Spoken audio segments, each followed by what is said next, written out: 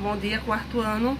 Nós vamos hoje concluir, tá, o caderno de atividade de História e vamos ter a nossa primeira aula remota da segunda unidade de História no Manual Novo. O primeiro vídeo vai ser correção e o segundo vídeo vai ser só referente à segunda unidade, tá? Quero que vocês abram na página 8 e 9 para poder a gente fazer as atividades. O longo caminho à chegada ao continente americano. Quarto quesito.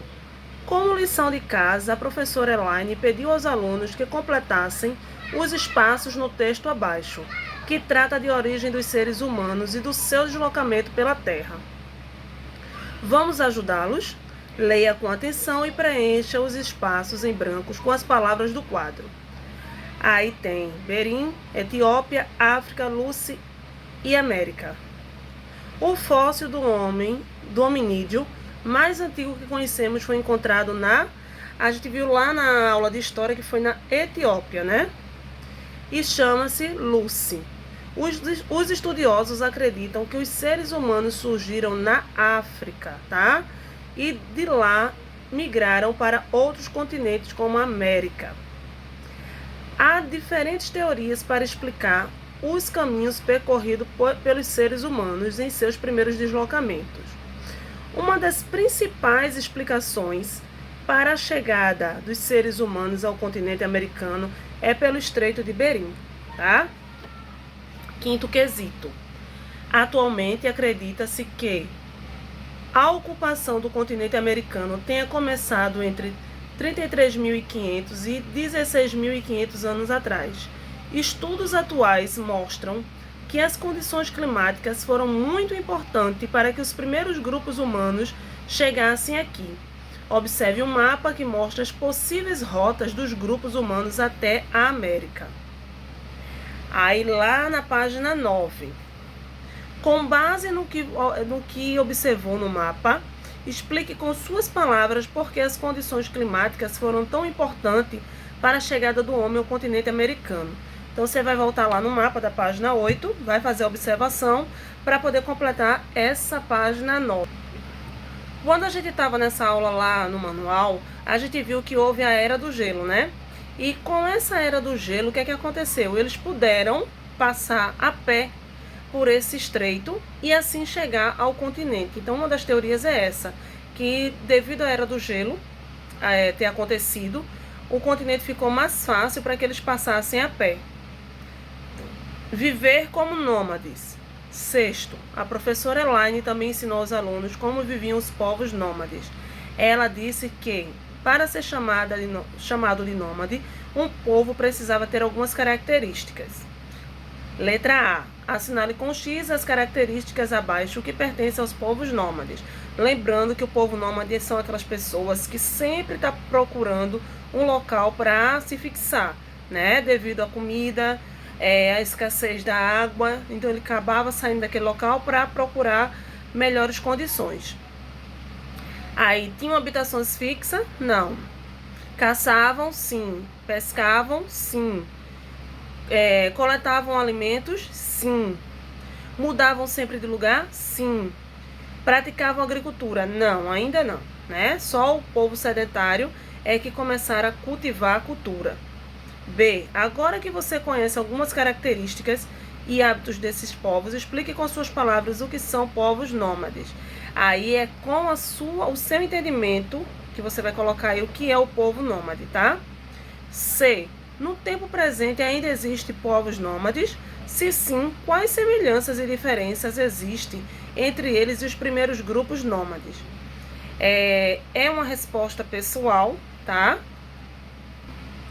Mas que a gente sabe que ainda hoje existem pessoas que vivem, né, em busca de... não tem moradia fixa ainda, fica andando de um lugar para o outro procurando suas melhoras. A gente tem como, por exemplo, infelizmente, os moradores de ruas.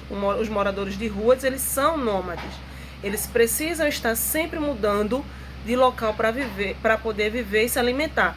Mas aí você pode colocar a sua resposta de acordo com o que você acha como é hoje, tá?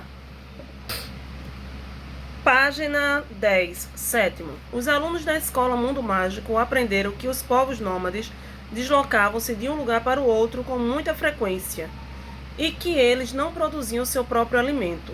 Considerando esses conhecimentos, observe a imagem e faça o que se pede. A gente vê aí nessa imagem logo abaixo, né, que nem uma choupanazinha, que nem uma oca, que eram as primeiras casas também dos primeiros moradores do continente, tá? Quando eles começaram a se tornar sedentários, eles começaram a fazer as primeiras moradias bem parecidas com as moradias dos índios, e a gente vê logo aí uma plantação, ou seja, uma agricultura, né? Letra A. Identifique a prática ilustrada na imagem. A prática que eles estão fazendo aí é a prática da agricultura. B. Explique com suas palavras a importância dessa prática para a transformação da vida dos povos nômades. Você vai dizer, de acordo com a agricultura, depois que eles conheceram a agricultura, por que a agricultura foi um marco para que eles deixassem de ser nômade e começassem a ser sedentário, começassem a ter as suas moradias fixas, tá? C. Pesquise imagens de prática dessa atividade nos dias atuais, depois recorte ou imprima-as, colhe-as no espaço abaixo. Você vai procurar imagens de agricultura da atualidade. Página 11. Os humanos ocupam novos espaços.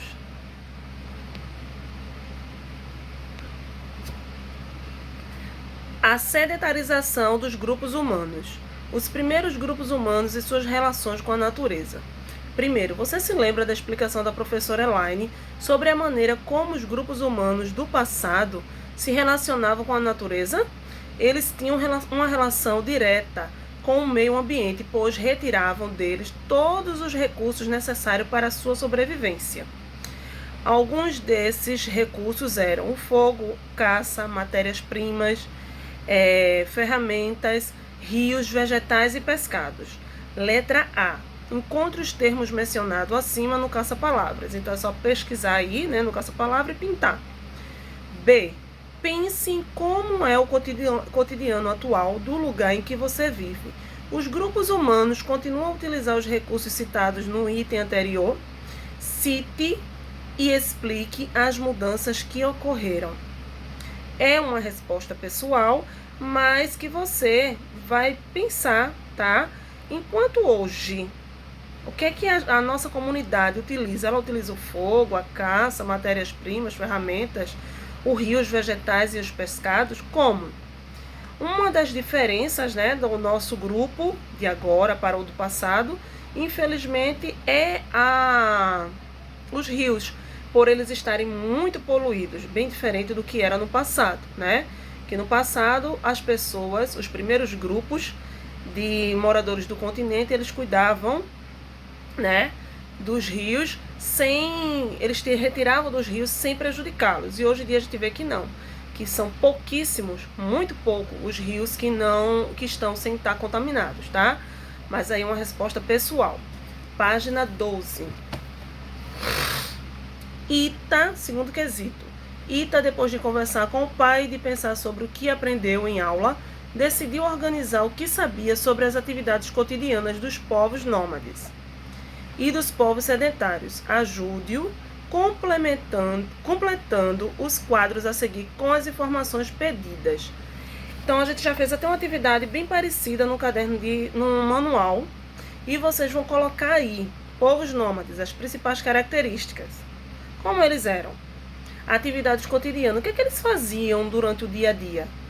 E do outro lado vocês vão preencher da mesma forma, só que com o povo sedentário. A domesticação de animais e a prática da agricultura. Terceiro, o processo de domesticação de plantas e animais foi muito importante para a mudança no modo de vida dos primeiros grupos humanos. Com o passar do tempo, ele permitiu que esses grupos se fixassem por mais tempo nas regiões onde viviam. Sobre esse processo, responda. Letra A. Quais recursos naturais são necessários para praticar o pastoreio? Lembrando que o pastoreio, né, é a criação dos animais, né, onde os animais seguiam os seus donos, né, que eram os primeiros habitantes, E para que isso acontecesse, precisava ter um local com água, né? Um local com água e também vegetação para que eles pudessem se alimentar. B. Do que os grupos humanos precisam para a prática da agricultura?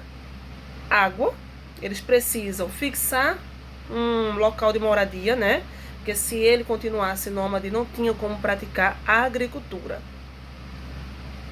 E ter condições também de clima adequado, né? Para poder cultivar. C. Porque alguns pesquisadores e cientistas afirmam que provavelmente a atividade do pastoreio foi desenvolvida antes da agricultura. A gente viu lá no manual que uma das teorias de dizer que o pastoreio foi antes da agricultura é porque os animais seguiam os seus donos, né?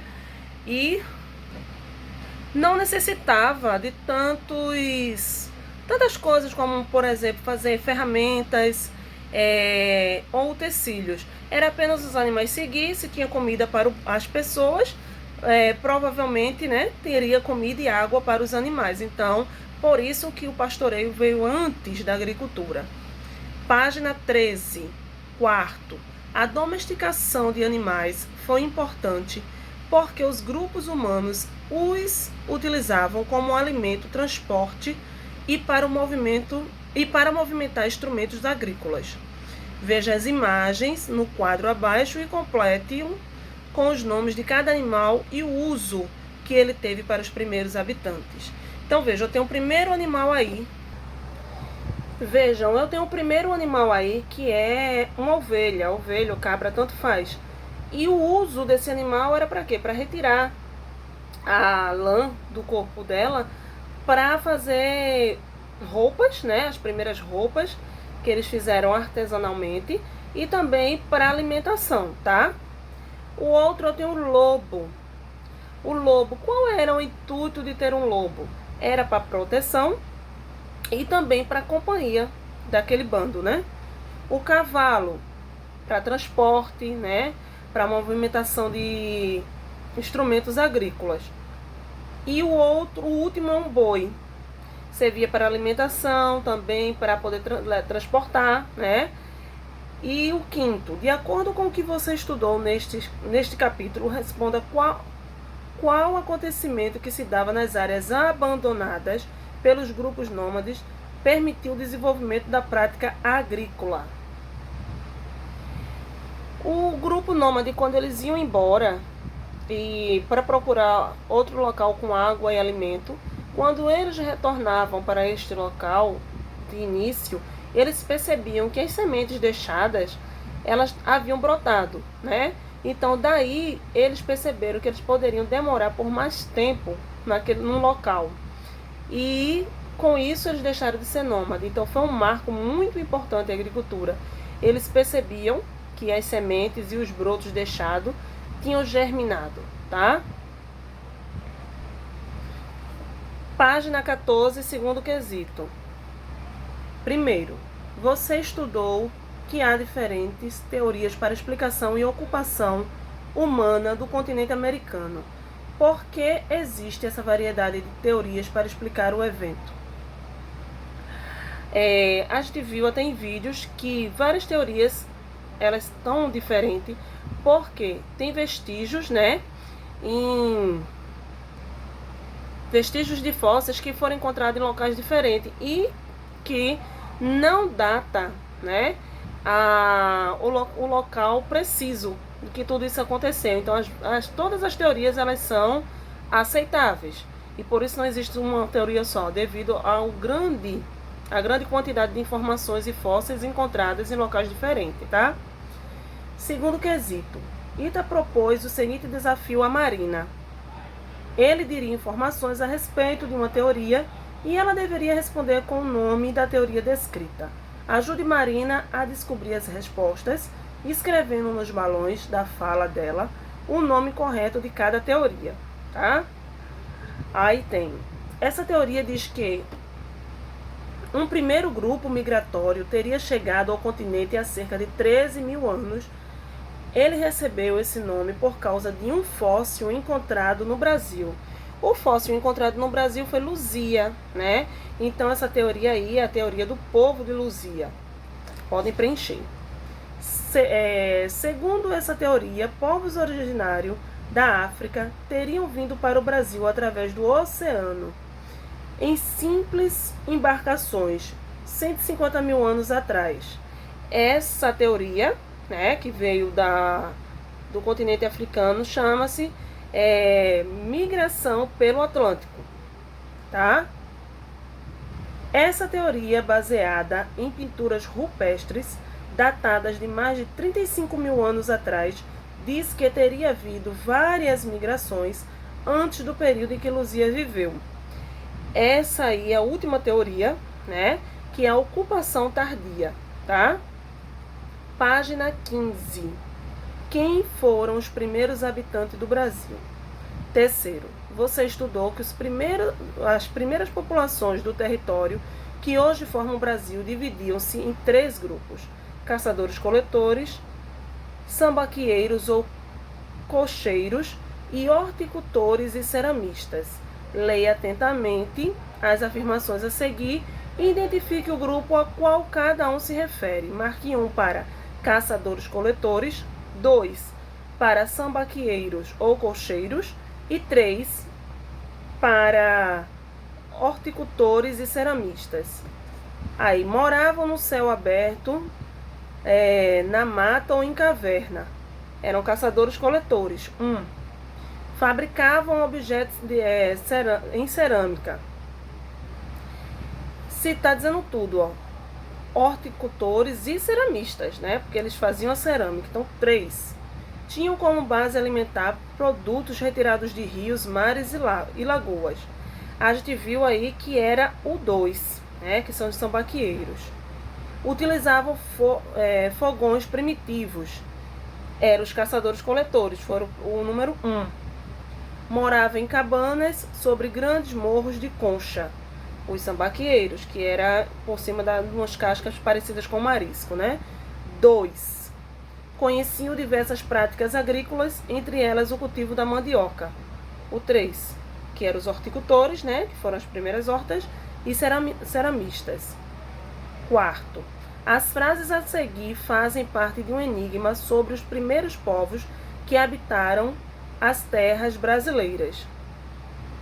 Para resolvê-lo, substituam os números nas frases pelas respectivas palavras ou expressões do quadro e descubra os elementos que faltam. Depois reescreva trocando os números pelas palavras ou expressões correspondentes.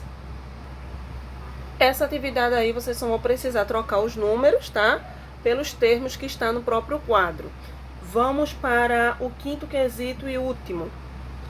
O território que hoje forma o Brasil foi habitado por 3 diferentes povos: os caçadores-coletores,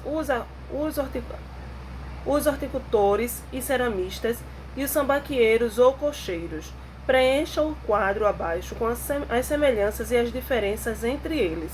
Aí, primeiros povos a habitar o território brasileiro. Você vai dar semelhança entre esses 3 grupos e no outro lado a diferença, tá?